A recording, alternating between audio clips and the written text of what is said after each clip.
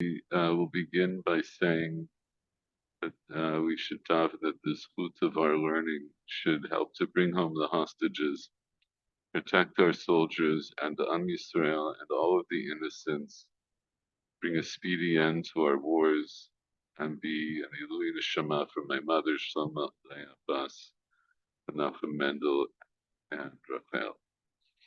Amen. Okay, so with that, we're going to get into this again. And by now, you should all know this by heart because we did it last week.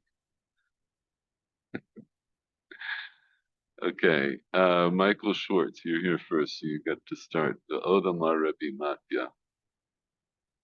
Odamar Rabbi Matya, Rabbi Yochanan Chash Batzif Tzifina, Azal Gaba Dahi Mitronita, Avdale Miltach Chamsha Puma Ale Shabta, Amarla Bishabta Mai, Amrale Lotrikat, im I Mitrikat, im I meets Trikna Mai Amrale Ishtaba li de lo Magilet Ishtaba la LLK de Israel lo Megalena Nafek Drasha Bapirka Baha Ishtaba la Alta de Israel lo Megalena Ha'alamo Yisrael Megalena Baha Echach Gilul Hashem de Magli la Ma'ikara. Okay, so why don't you translate this for us? And so, furthermore, said Rabbi Matyahu, Rabbi Yochanan was struck with spina, the scurvy. He went to a matron, a non-Jewish woman, and she did something for him on Yom HaMashiach, Thursday, and on Erev Shabbat, Friday. He said to her, uh, on Shabbat what to do. He was concerned that he would need treatment. She said to him, "You won't need." He said, what if I do need?" And she says to him, "Will you swear that to me that you won't reveal the treatment?" And he swore to Elokei Yisrael, to the God of Israel, not to reveal it. And then he went out and he gave a public drasha on it. But he had sworn to her that he wouldn't reveal it. To the God of Israel, he did not reveal. He swore that to the God of Israel he would not reveal, but to the people of Israel he did reveal. He did reveal, but this is a Chilul Hashem. But he revealed it to her from the start. Okay, so I think the term Ishtaba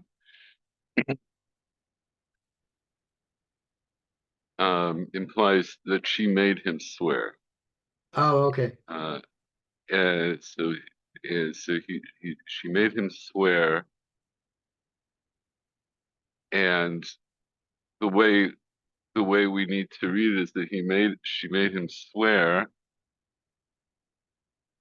or he swore. I'm still not sure about the grammar here, but Lelohad Yisrael lo megalena. Swearing, he's swearing to the God of Israel, I won't reveal. And but we understand later is that what he had in mind is that to the God of Israel I won't reveal, but to the people of Israel I will reveal. And so the Gemara says, okay, and on the basis of that, he revealed this treatment in a shir that he gave. And so the Gemara wants to know how could it be, because it's nonetheless a chilul Hashem. And the Gemara says to Megale Lamei Klara, that he revealed to her from the beginning. Rashi says, V'hayika chilul Hashem. So isn't right there? There's a chilul Hashem here.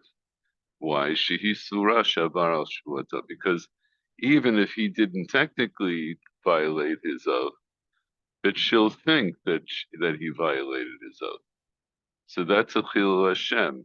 It's not enough for him be, technically correct because the non-Jew is going to think that he violated the oath, and then she'll think this is the way Jews are. They say one thing and do another. I can't trust their word to make a shvuah.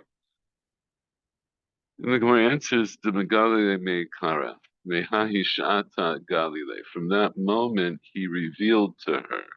And what did he reveal to her? Lo nishbati lach ki kach amarti. I didn't swear to you because this is what I said.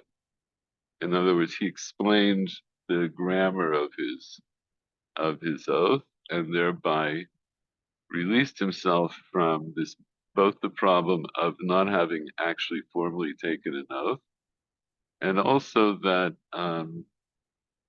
uh, that now she knows that that's the case, and so there's no more chilul Hashem because he told her prior to revealing it to other people.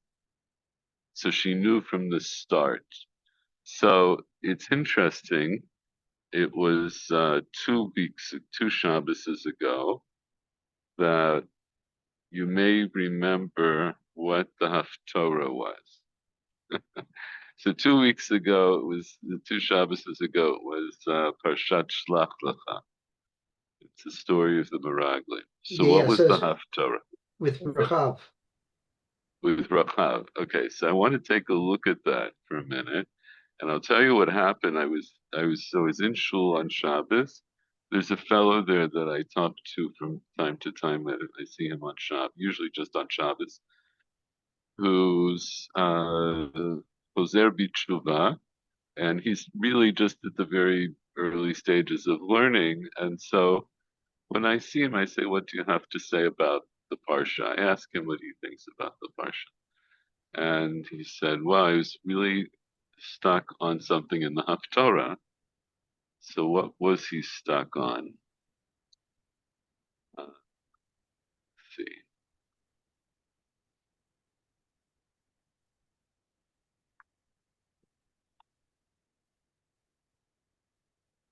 So this is the Haftorah, the second chapter of Yeshua. So we're going to do a little bit of Tanakh today. So Michael Werner, you're going to start to read. Go ahead from Vayishlach Yeshua. I can get that a little bit bigger. Well, that might be a little too big. Ooh. What did I do? I know what I did. Hold on a second. I'm going to make it. Yeah, that's good. Vayishlach. וישלח יהושע בן נון מן השיטים שניים אנשים מרגלים חרש לאמור לכו ראו את הארץ ואת יריחו וילכו ויבואו בית אישה בית אישה זונה ושמה רחב וישכבו שמה. Okay, so translate that for us.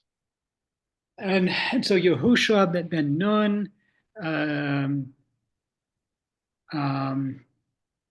sent from Shittim two spies, Cheresh,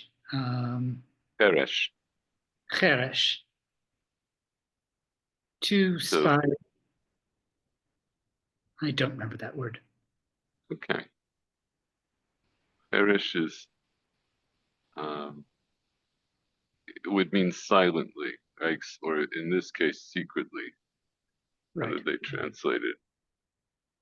They say secretly. A cheresh is a person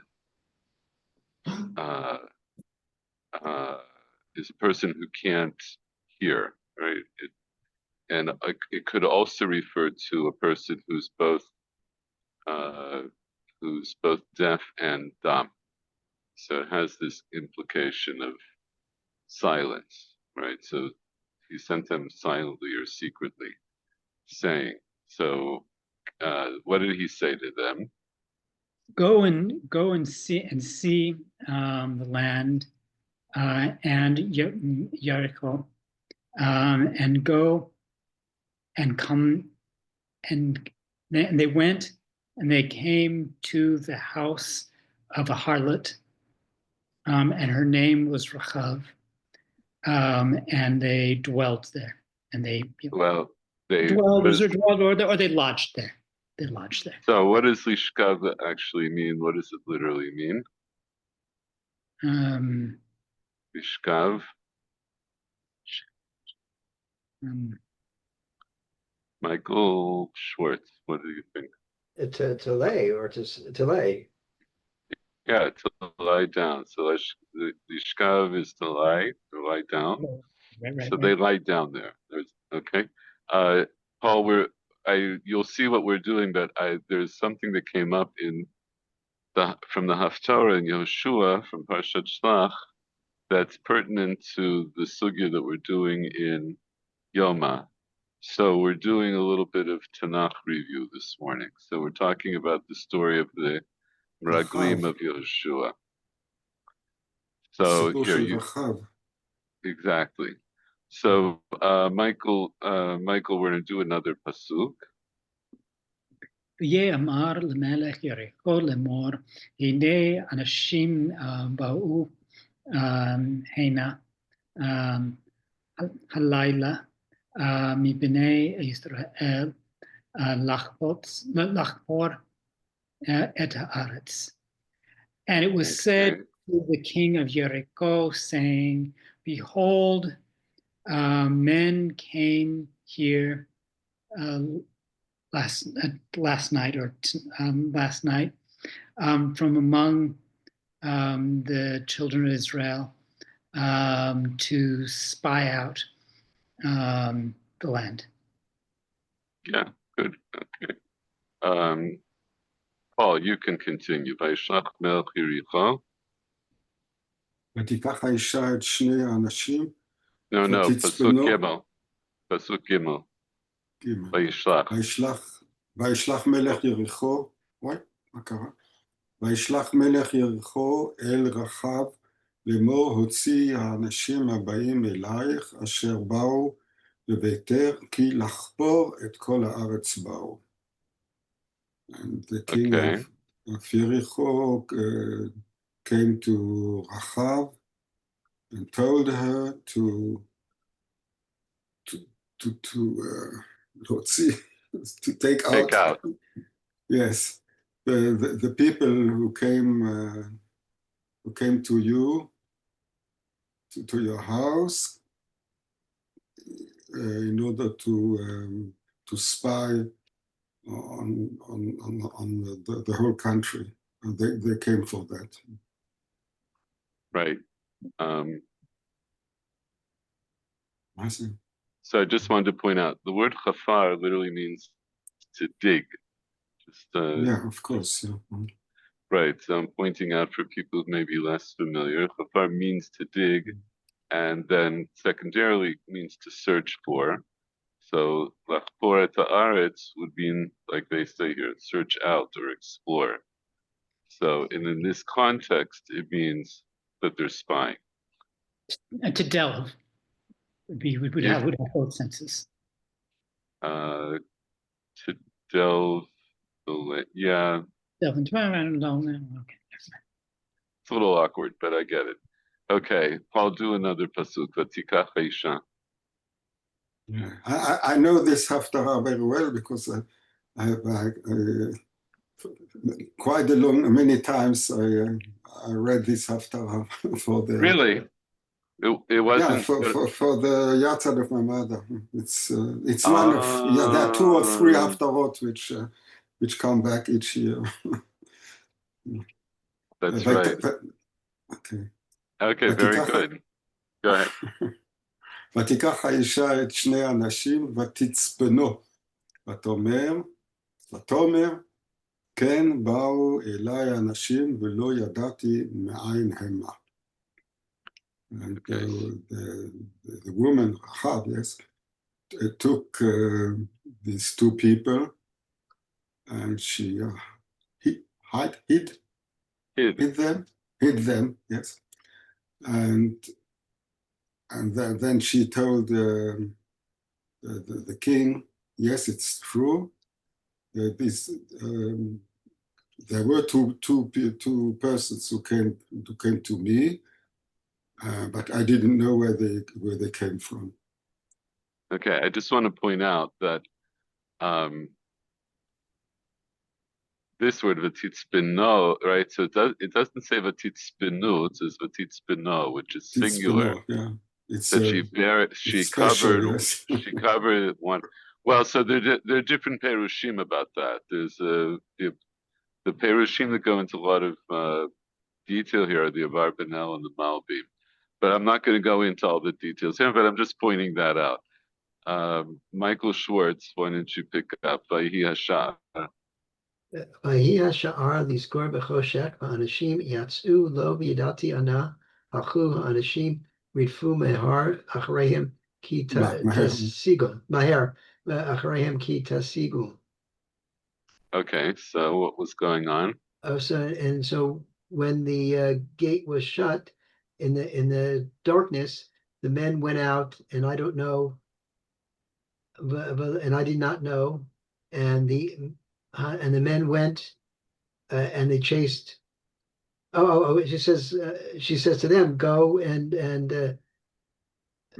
chase quickly. They went, the men. Oh, and then she says, and they chase quickly after them, Okay, and so you will overtake them. You're right. Okay. So let me just tweak that a little bit. He has shar at least.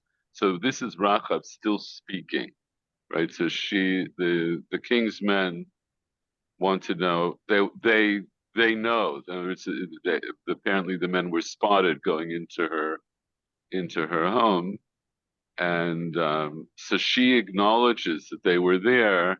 She says, "Yes, they were here, but I don't know where they were from." Which is interesting because they didn't ask her where they were from, which is also an interesting part of the story. But in any event, she said, I don't know where they were from. But the implication could be that, they could have also been from the land. I didn't know that they're like foreign people who were coming to spy. And then she says, he has Charlie score. The gate was to close. In other words, just as the gate would be closing, the gate to the city. So of course, in walled cities, the whole point of having a walled city is that you could close it so that you wouldn't be easily attacked from any foreign party or any people who want to attack you. So they would close the gates at night. And so she says, Charlie score, B'choshech. It was that's the time that they would close the gate when it was getting dark. And the men left. And in other words, the men that came to me, they left. They went out. Lo yadati ana halchu hanashim. I don't know where the men went. So she makes a suggestion to them. Ridfu maher achareihem ki tasikum. So run after them quickly. You could catch them. Okay, so Michael Werner. Oh no, Michael Schwartz. I think you have another pasuk. Vihi. ויהי העלתם הגגה ותתמנם בפשתי העץ והארכות לה על הגג. Okay. And she she went up to the roof and she brought them up to the roof. She brought them up to the roof and hid them in flax, pishti ha'etz flax, haruchot arranged. Yeah, okay. They were set out. Okay, that was set out on the roof. Right, so she had flax that was out on the roof to dry, and so she hid them under these rod, like these stalks of flax. So now, Michael Werner, Pasuk Zayin, Va'anashim. והאנשים רדפו אחריהם דרך הירדן על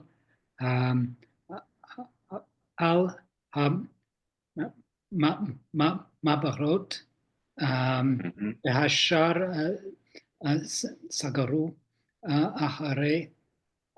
אחרי כאשר יצאו הרודפים אחריהם.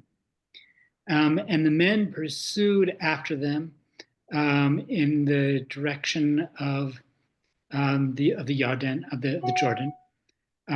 Well, you know, derech is in direction. But, on the road to the Jordan. Okay. Ahamabrot. Upon the So what's the route here from Mahabrot? Ein Bet Resh. So on the with the other people going. Yeah. Well, what's avar mean? What's lavor? To cross. To cross. So Mahabarot would be it's a noun from that word, so that's crossing places. Okay. It could be, or it could be bridges. Crossroads, sir. No, but it's over the Yarden, Al-Hamabrot. Okay, so the fords, the fords of the fords of the Yarden. Well, could be fords, it could be bridges. It's not the same, a ford and a bridge. Okay, but you like to change my words, so that's okay. V'hashar Sagaru. The crossings of the Yarden. Okay. In other words, so why were they looking there? Why are they going to where there's crossing places on the Yarden?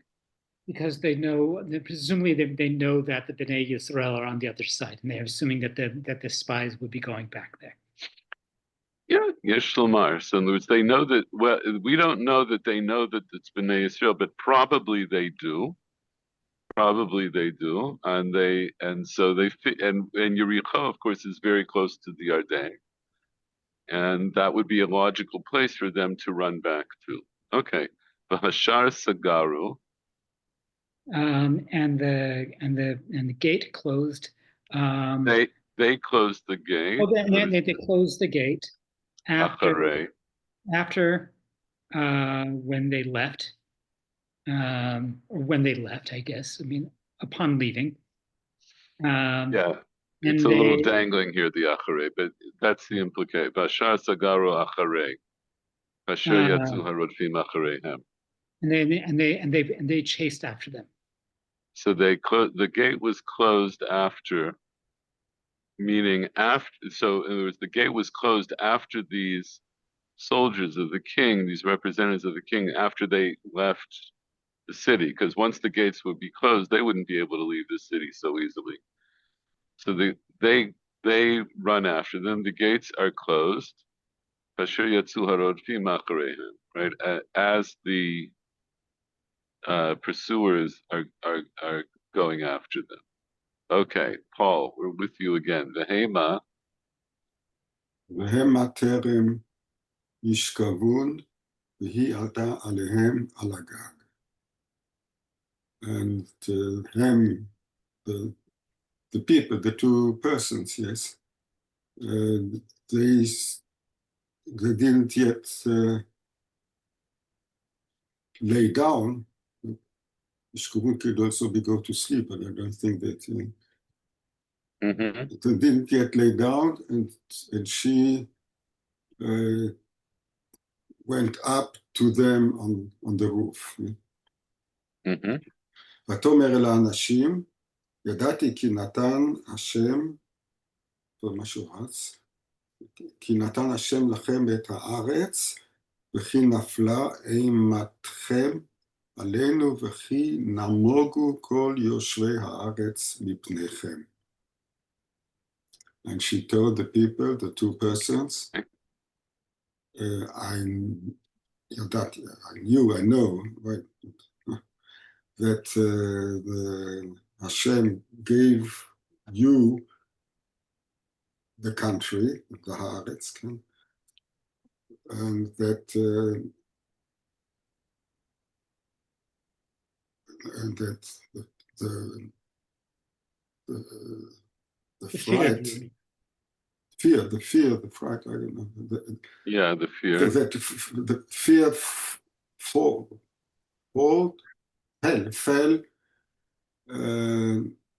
fell on us, on all the people of Jericho. And all the inhabitants of the country are afraid of you. Right. So Namogo, right, it literally means like they melted, right? It's another, Melted, namog, Yeah. namog. Okay. right, Nabai, right? To melt. We all melted, but it means we're melting from fear. Okay. Michael Schwartz. Yishmanu et asher hovish Hashem et mei yam suf bifnechem v'tzechem mitzrayim v'asher asitem l'shnei malchei hamari asher ba'ever ha'yerdan v'sichon la'og asher echaramtem otam. For we heard that Hashem hovish From the word Yavesh. dried up the waters of the Yam Suf in front of you in your leaving of Misraim, and that what you did to the two kings, the Amorim, that are on the other side of the Jordan, to the Jordan, to Sichon and to Og, that you haramtem, that like not exiled or No, defeated, I think. yeah, here. It can, cherem, it's the same word as cherem. It has these different meanings depending on the context. And here it would mean to exterminate. Okay. Right. So by the way, I've always found this pasuk fascinating for a couple of reasons. So imagine, so she says, everybody here is frightened of you because we heard about what happened at Yam Suf. So that was 40 years before. And people, right? This is now at the end of the 40 years. And that's what people remember. And then they also know much more recently, just in the past few months, that the Bnei Israel defeated the Shnei Malchei HaMori, Sichon and Og. We know from Devarim that they were considered to be very powerful kings. So it covers the whole span. So it's very interesting that what was left out to me was always interesting. What was left out of this pasuk, the things that she emphasizes are Kriyat Yam Suf and Og and Sichon, and what she leaves out are the Makot. So we don't know. Maybe she didn't. Maybe they didn't hear about the Makot. And this is why there are different Perushim about this. That and Chazal also seem to say that which we know from the Haggadah, that the miracle of Kriyat Yam Suf was greater than all of the Makot. Right. That's why you have these drashot that really it was 50 Makot al Yam Suf or 200 or whatever. But you get that impression from here. That it was that Kriyat Yam Suf was a much bigger deal than anything else. And what's interesting, the other thing that she leaves out is there was another miracle that took place very recently. And what was that? Or it's about okay, you know what? Let's leave it for the moment. I'm just saying, anyway, I just think it's an interesting point. I mean, Yehoshua split the Jordan. Or has that happened yet? Yeah, so that's what I was going to say, but it has, but Vanishma. Okay. Wait, so who was reading? I You was. were. So do another pasuk. Okay. V'nishma v'yamas levenu v'lo kama od ruach v'ish b'nechem ki Hashem Elokechem hu Elokei b'shamayim v'ma'al v'aretz mitachat. and we heard, and our hearts were not shaken, but No, also uh, lamis is, it's also to melt or to hear it dissolve. oh, dissolve. I should know that word. Anyway, and Yeah. our hearts dissolved, and this, and another spirit did not rise in the from the people in front of you when Hashem, your good. Okay, so v'lo kama od ruach be'ish mipnechem. The spirit did not arise again in anybody, in a person, mipnechem. There's a difference between lifnechem, which is physically in front of you, and mipnechem, which would be like you were the word, how to use the word mipneh? It means like because, Oh, because okay. because of you. Ki Hashem Okay. Elokechem hu Elokim sheshamayim imal v'aretz mitach. Okay. Okay. Yeah, you can. Okay, because when Shem Elohechem, he's Elohim in the heavens and above and in the land below. Okay. We didn't really need to do all this because I know you know the story, but I just thought I would take the opportunity. So now, Michael Werner, you're coming up to one of the pivotal psukim for our purposes. So what does she say to them? Pasuk Yud Bet. ועתה השבעו נם לי בהשם כי עשיתי עמכם חסד ועשיתם גם אתם עם בית אני חסד. Beit Avi. בית אבי חסד, that makes more, of course that makes. ונתתם לי אות אמת. Okay, so what does she say to them? And now I pray, swear to me by Hashem that because I did with you or for you kindness, and you also should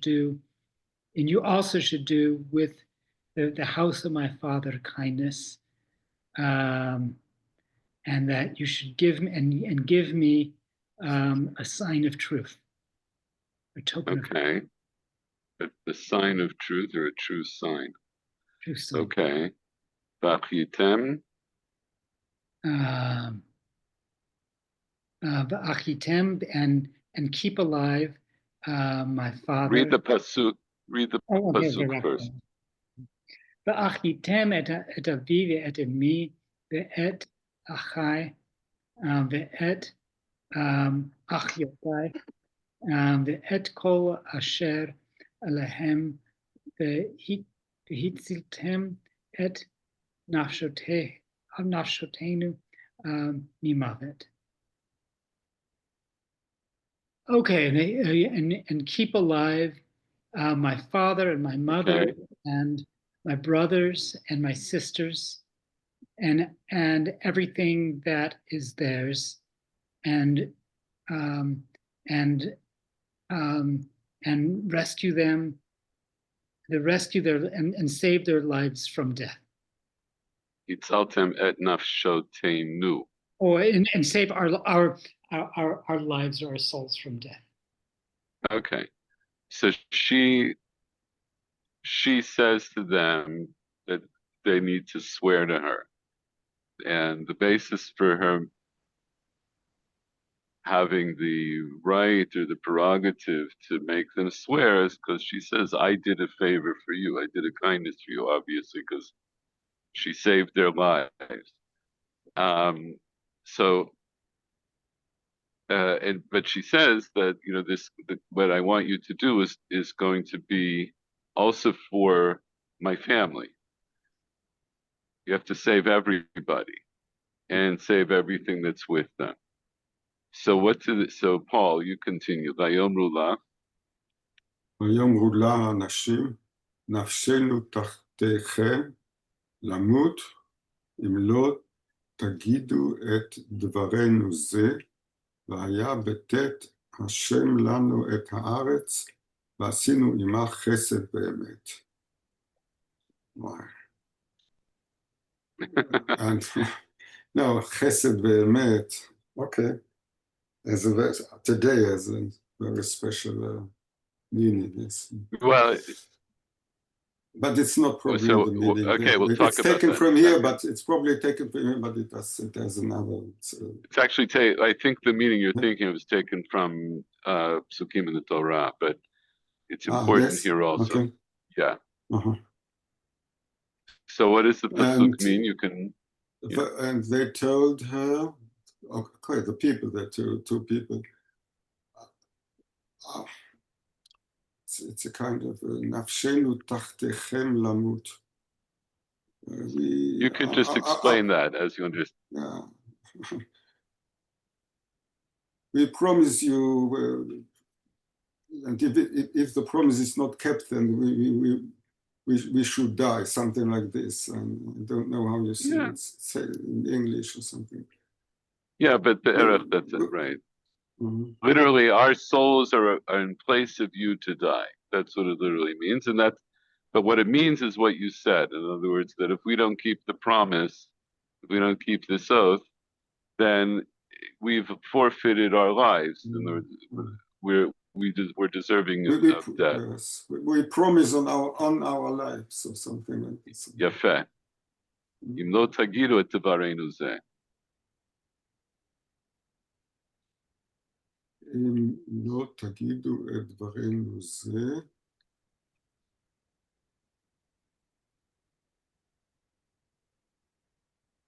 if you won't say what we say, our words.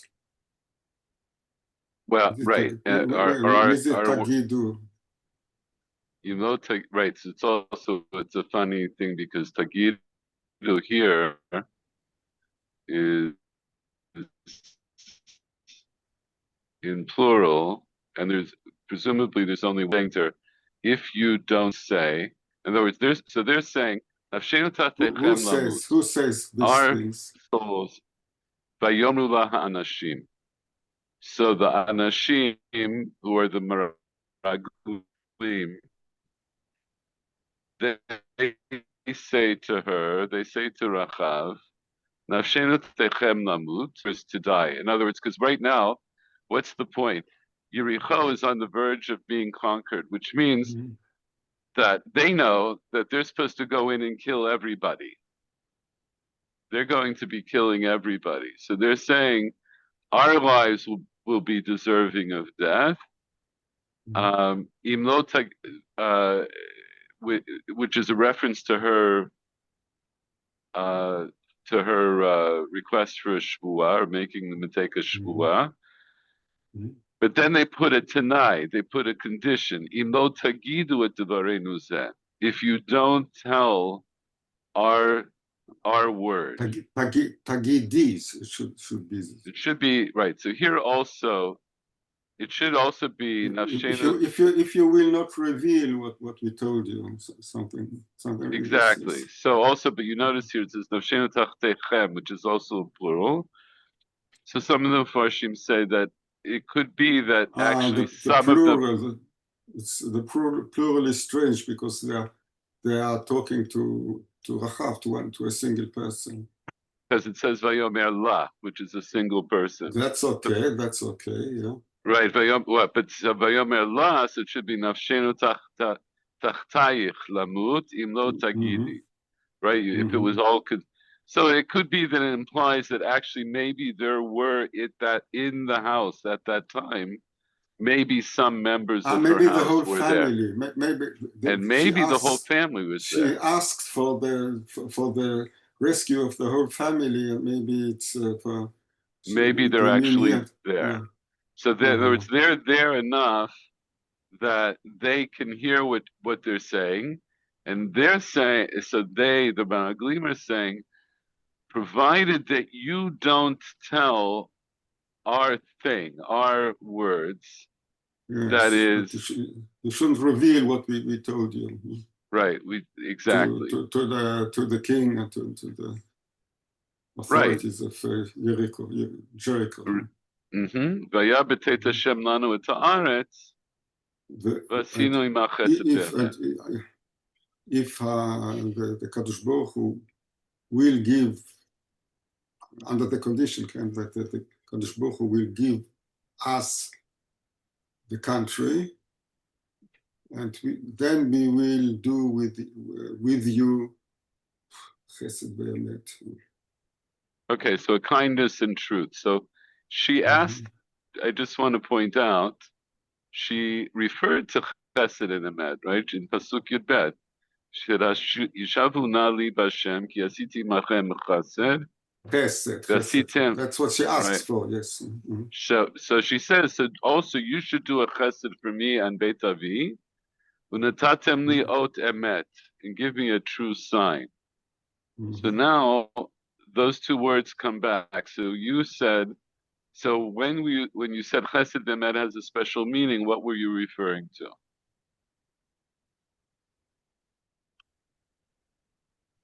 Referring to what she asked for. She asked for chesed. Yes. No, but you said before when you read it at first that chesed v'emet has a certain meaning today. What did you mean by that?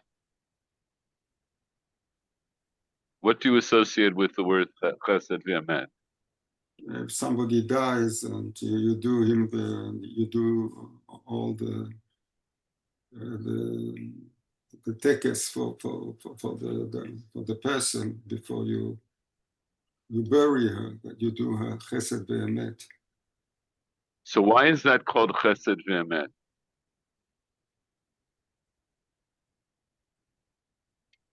You wash her, you put the No, right. So you're just describing the tekes, but why is that considered to be chesed and emet? Why is it both kind and true? When you take Michael Word, are you still with us? Maybe not. Yes, sort of. Is anybody familiar with what Paul is saying? Chesed v'emet is a phrase that we associate with taking care of the burial of the dead. Why is that considered to be chesed v'emet? This goes back to Breshit, actually, the idea of chesed v'emet. I mean, it's a chesed because and it's pertinent here. I mean, it's a chesed because there's no reciprocity possible.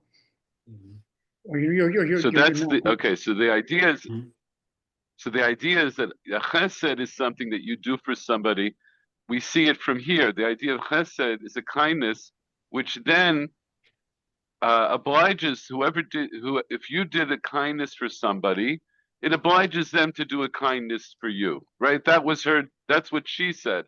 I did a chesed for you, so you should do a chesed for me. What's the idea of emet?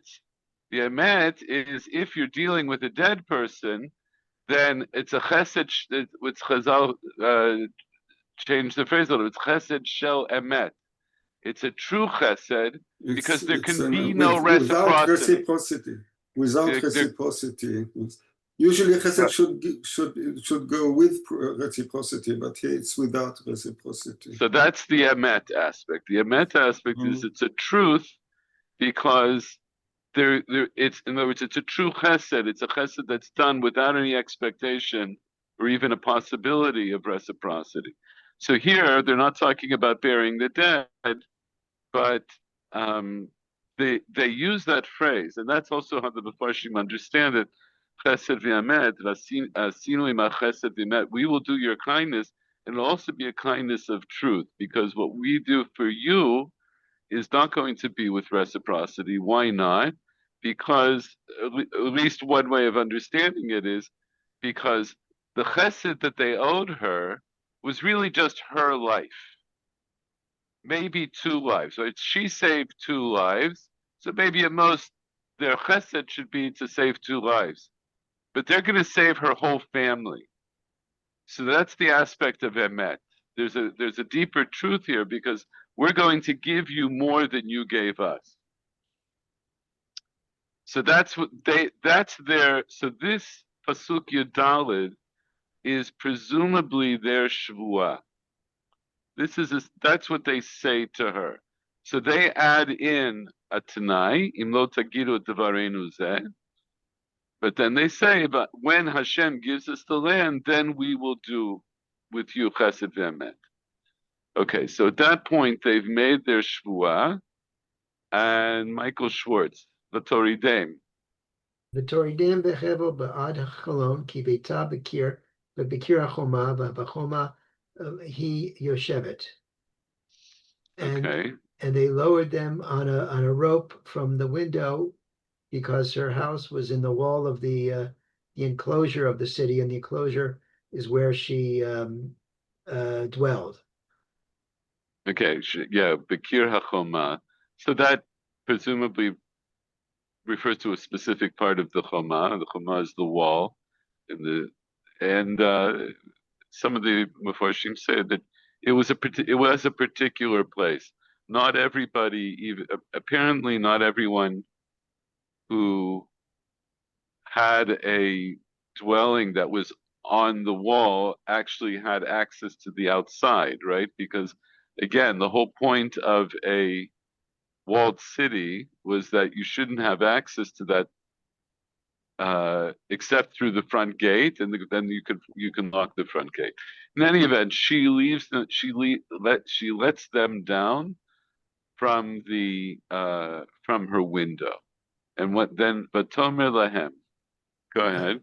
ותאמר להם ההרה, לכו פן יפגעו בכם הרודפים, ונחלתם שמה שלושת ימים עד שוב הרודפים אחרי תלכו לדרכיכם. And she said to them, go to the mountains, lest the ones that are chasing you meet you to catch up with you, and they capture you. Nachbetem shama. Hide. I mean, make yourselves hidden. Hide yourselves there for 3 days until your pursuers return. After they went onto Ve'achar tilchu l'darkachem. And then after Tilchu, you can go on your way. Right. Afterwards, go on your way. So she knows the drill. She knows what they're going to do. She knows that people are going to pursue them. And she says, you can hide out in the mountains for 3 days. They're going to look for you for 3 days. And what's the point? We already know from before. They're going to be looking certainly in the places where they can cross over the Yarden. So you're going to fool them. You're going to hide. Don't go back. You hide in the mountains for 3 days. They're going to give up after 3 days. After 3 days, they'll realize they can't find you. They'll come back, and then it'll be safe for you to cross the Yarden again. Go ahead. Vayumra aleha anashim nakim anachnu mishbuatech hazeh asher hishbatanu. And they said to her, the men said to her, we will be clean from our shavua, from this oath that we swore to you. Okay, so Naki here means that we're absolved. I couldn't find the word. Right? That would be, if you're Naki from a shvua, that means that you're no longer obligated to the shvua. So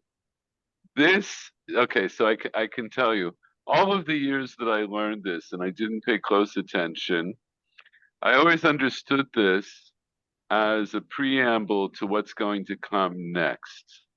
So Michael, and I'll come back and explain this in a minute, but this is the pivotal point. Michael Werner, if you're still with us, I want you to read the next pasuk. הנה אנחנו באים בארץ את תקוות הות השני הזה תקשרי בחלון אשר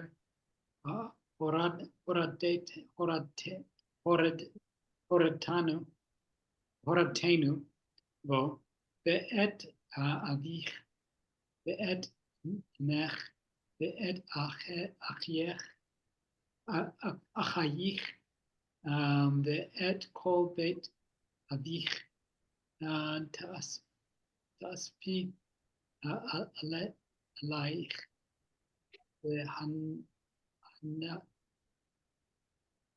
I dozed off, I'm sorry.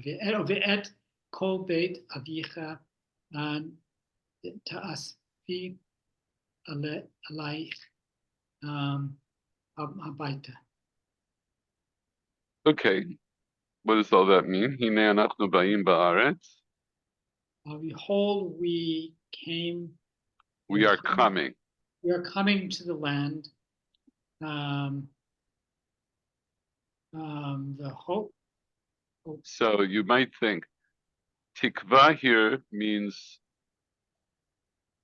it's from the word kav. It's a line of string. Tikvat chut hashani hazeh. A line of this red string, or this red, you say string. So et tikvat chut hashani hazeh tikshiri b'chalon. So hang a length of this. Not hang. What does it mean, tikshiri? Tikshiri. Likshor. Tie. I'm sorry. Yes, tie. Okay. Tie a length of this string from in the window that we came down. That you let us down. They lowered us from. And Avich v'imech, right?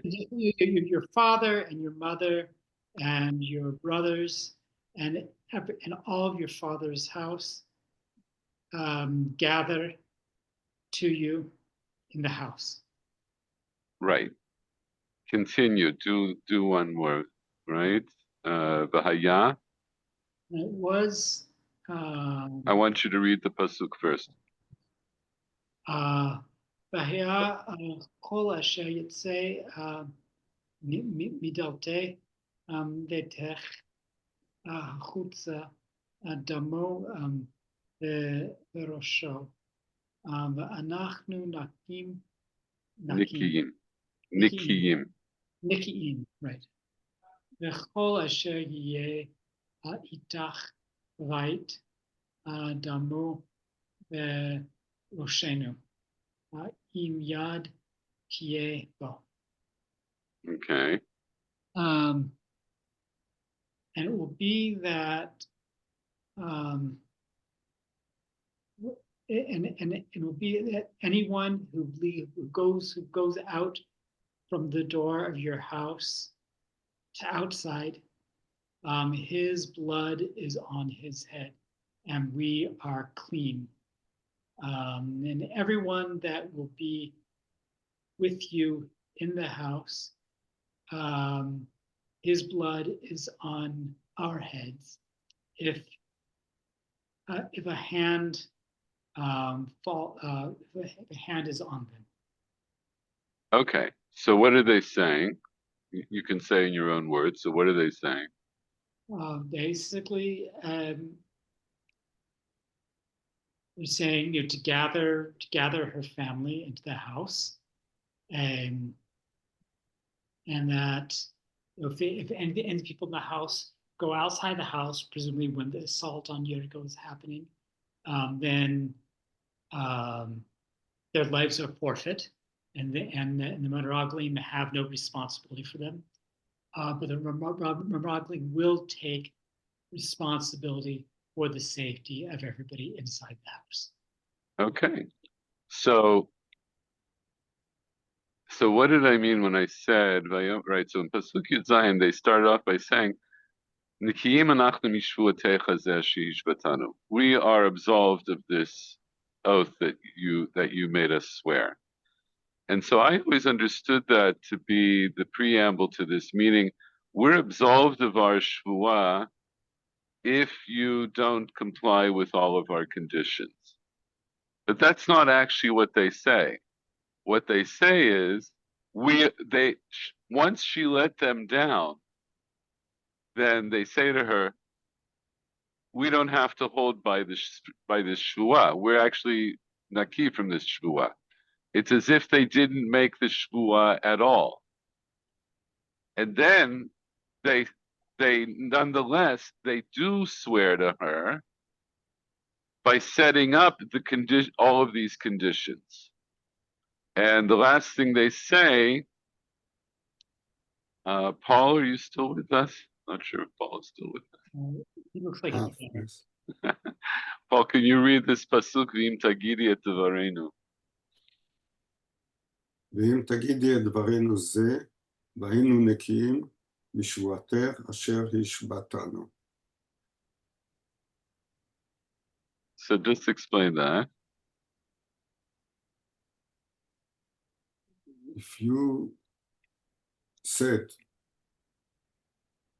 our words, probably the same thing which she's already told before, but if you are talking about what we told you, then our shvuah, our oath is mevutal. We are clean of our oath, which we oaths. I don't know. That you made us swear. Which we made, yes. Asher hishbatanu. That you made us to swear. Okay. Asher hishbatanu. Okay. All right. Right. Hishbat otanu. That you made us swear. Hishbat otanu. Okay. Okay. So one more. V'tomer.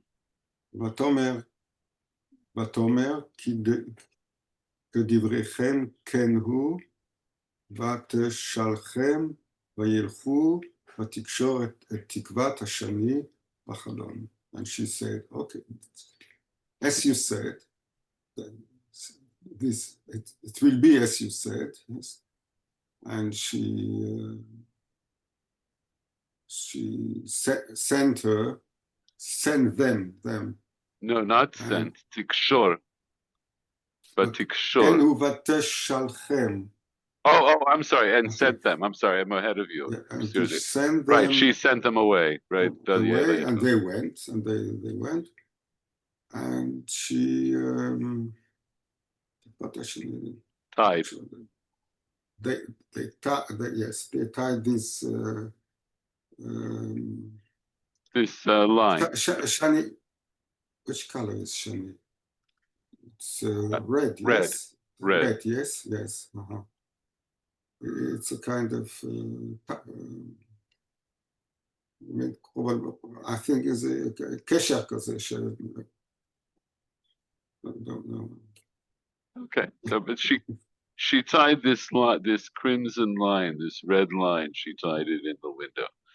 So there's a lot of things going on here, but what I want to say is, so the way I understood it, like I said, when I came to Pasuk Yud Zayin, and the men say to her, "Nikim anachnu mishvuatecha zeh shishbatanu," I always understood that what they're doing is they're essentially reviewing the shvuah, but they start off by saying, "We are absolved of this shvuah if you don't do all of the conditions." So what are the conditions? You have to tie this line in the window, and that you can. And essentially, they say you can only bring in your family, right? If you read it carefully, that the only people that are going to be protected are people in the family, and that she can't reveal any of this. Meaning, if people ask her why she has a red string in her window, she can't say anything about it.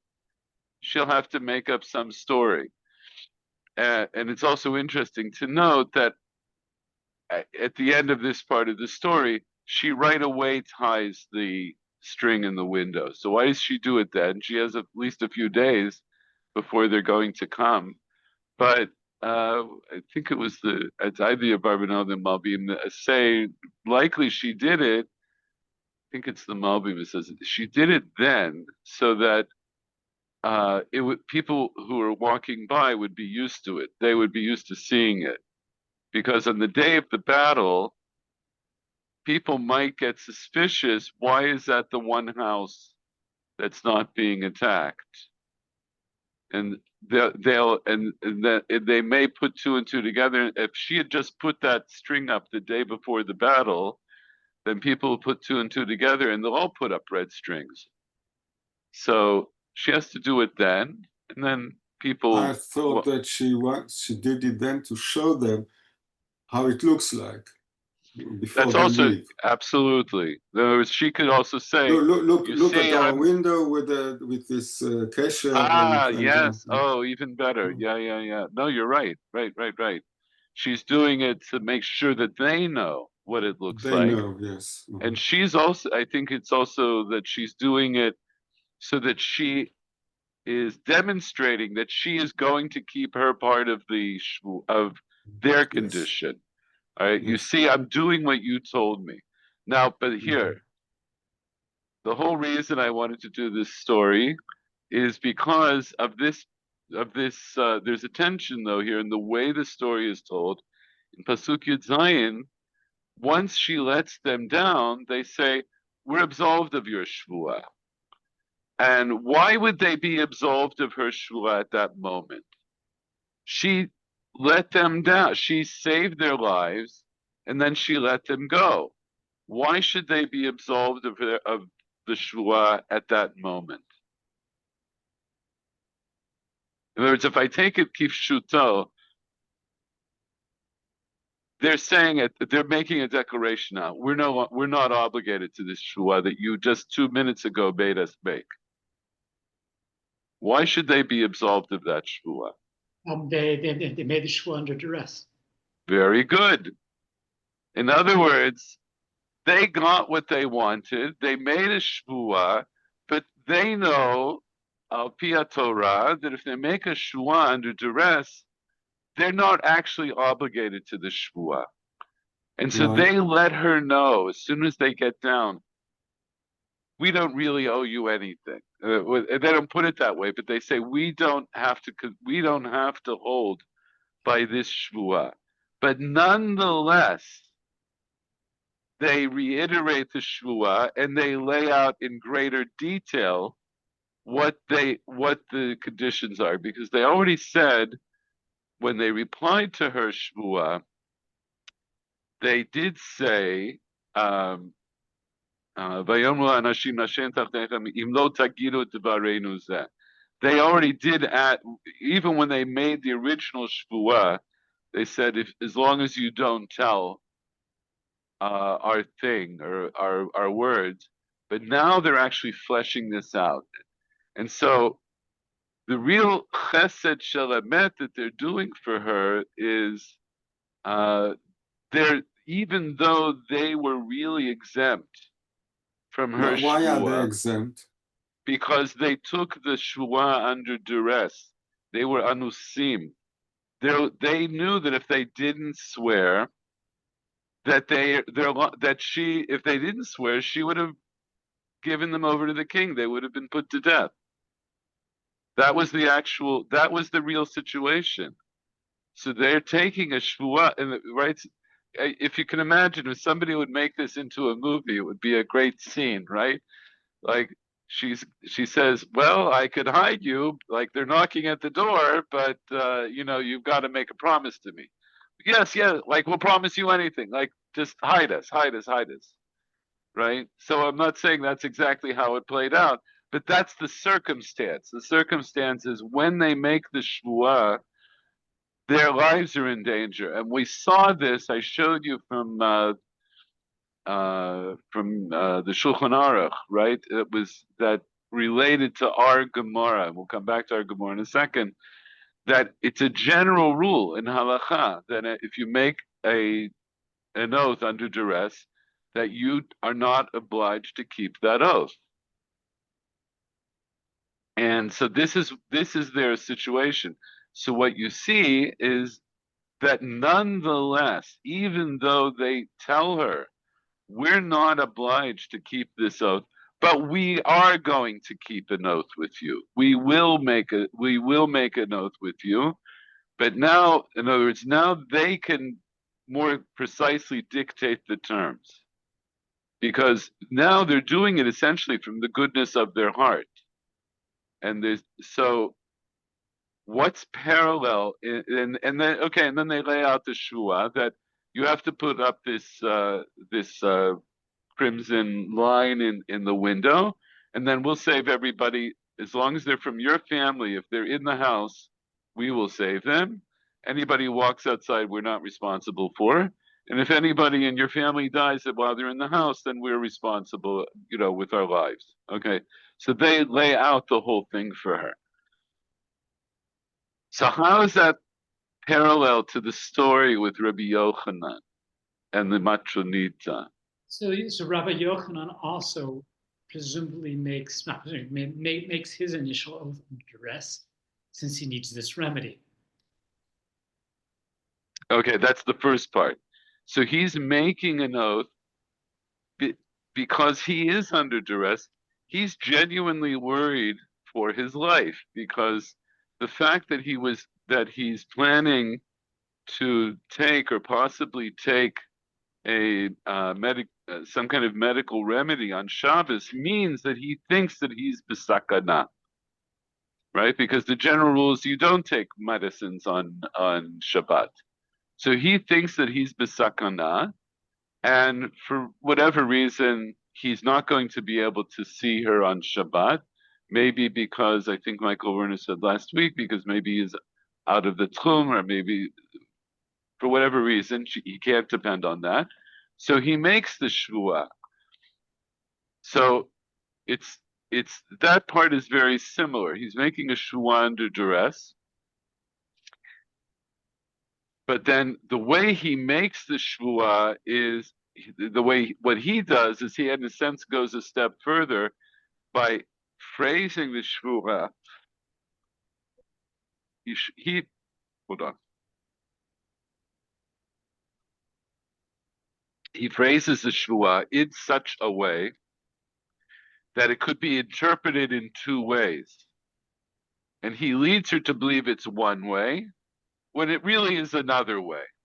So the Gemara challenges that, like, how can you do that? Isn't there a chilul Hashem? Because eventually she'll find out that he revealed her secret remedy, and then she'll know that from her point of view, he tricked her. It's as if he lied to her. So what did the Gemara answer? Why wasn't it for Rabbi Yochanan? Why wasn't it?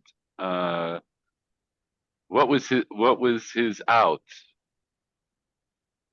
Why was it okay for him to do what he did? It's the very end of what we read today. What did it say at the end? So the language of his shua. He revealed to her from the very beginning. So what did that mean to Migale La Meikara? What does that mean? We explained. He basically made it clear the limitation on his vow, that he was making it, that he was promising to reveal it, not to reveal it to God, but it had no provision for not revealing it to Bnei Yisrael. No, you're conflating two things. What the Gemara said is, he said Ishtava le'elahad Yisrael lo megalena. So that's what he said, and then he went out on Shabbos and he darshaned this. How do we know it was on Shabbos? I'll get to that in a second. But right, and then the Gemara said ha Ishtava, but didn't he? You're right. He swore to her that he wasn't going to reveal it, and so then we understand that's where the Gemara introduces this idea that the language of the shvua actually precluded his violating the shvua, because the language of the shvua was that I swear that I will not reveal it to the God of Israel, and the implication is, but I can reveal it to the people of Israel. And on that, the Gemara says, okay, in other words, so that means technically, okay, so technically he could argue that his shvuah didn't mean what she thought it meant. She thought it meant, I swear I swear by God that I will not reveal it to anyone.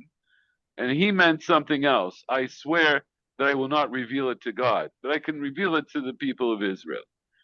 So on that, the Gemara says, but then that would bring us to a Chilul Hashem. If that's true, in other words, if he used this trickery to make the shua and get the remedy, then that would be a Chilul Hashem, because then she'll find out.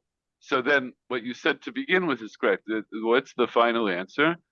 The Mikali Lameikara, because he revealed to her from the beginning. And what did Rashi say? Mehahishata Galile. From that moment he revealed to her, from the moment after he swore, and presumably after he got the remedy, then he revealed to her, Lo nishbati lach ki kach amarti. I didn't really swear to you because this is what I said. I really said that I'm not going to reveal it to God, but I can reveal it. So she knows before he goes off that this shvuah is not a shvuah. And so it's not a chilul Hashem. So how is that similar to what happened in Yehoshua? In both cases, they made an initial vow under oath that therefore was not that therefore was not valid. And as soon as they got what they needed, whether the way out of the city for the Meraglim or the remedy for Yehoshua, then they for Rabbi Yochanan. But go ahead. I'm sorry. They basically said, they said so many words. Our initial oath is not valid. However, what we can do is make an oath with the Tanai.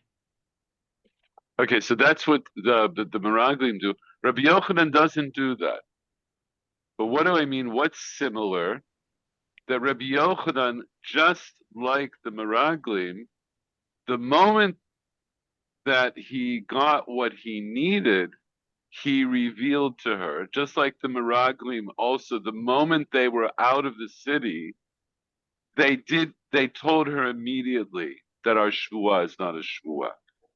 In Rabbi Yochanan's case, he doesn't make a follow-up shvuah. He doesn't make some other kind of conditional shvuah, but with the Meraglim they do. So we see with the Meraglim they go, as it were, lifnim mishurat hadin. They go, beyond the scope of what would have been halachically necessary, by nonetheless making a second shvuah.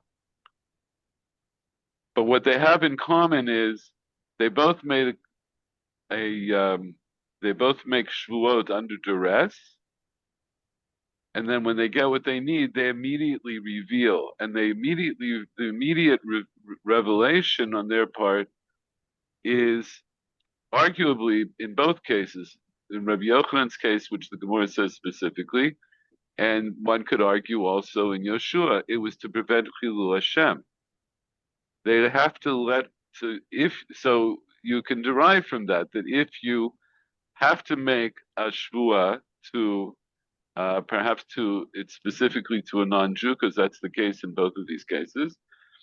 If you have to make that shvuah under duress, then once you are no longer in a position of danger or duress, then you have to reveal to that party that actually the shvuah doesn't hold. Anyway, I thought it was a really interesting parallel. That's why I did it, and that's going to be it for today. But I did not see anyone who connects our Gemara to that passage in Yoshua. It's not like I looked everywhere, but I looked in a few places. I just think it's very interesting. And anybody who wants to follow up with some of the things that came up in Yoshua, the Barbanel goes into a lot of detail here, and the Malbim also goes into a lot of detail here. And there's a big overlap between their Perushim. and I don't know how easy it is for you to read them, but that's my recommendation. All right. So we still don't know what the remedy is, but unless we read it last time, that's the next part. So we're going to pick up from here next time. Maya avadale. What did she make for him?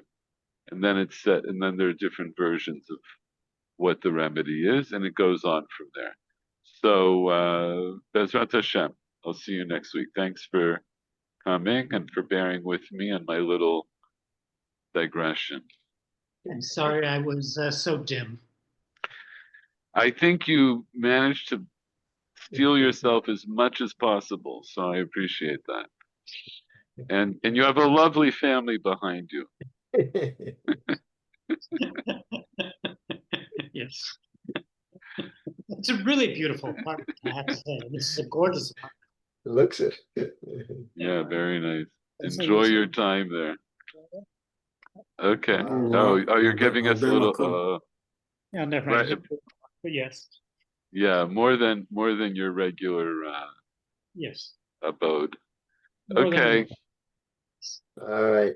Thank you. Good Bye-bye. night. Good night. That's- Bye.